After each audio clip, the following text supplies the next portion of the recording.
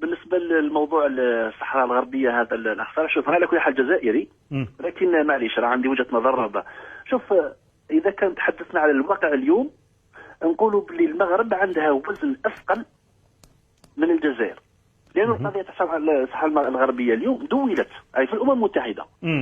المغرب عنده وزن اكثر من الجزائر اليوم، بحكم انه الشخصيات كبيره راهي عايشه في المغرب اليوم.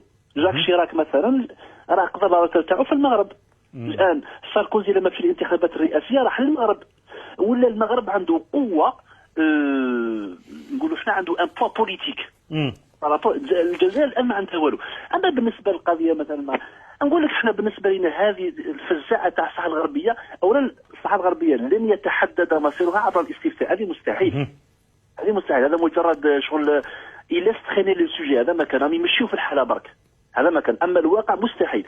اثنين، احنا ما عندنا حتى مشكل مع المغاربه. انا نكون مثلا كما اللي كان يهضر قبيله هذاك صدق بغطاء تاع الافاء، حتى انت يعني الضيف اللي اخترته اليوم كنا نفتحوا الموضوع تاعو، راه المهم كان يتحدث مثلا علاش ما يقولناش لماذا المغرب استطاع ان يستقطب 10 ملايين سائح سنويا والجزائر فشلت في استقطاب 100 سائح.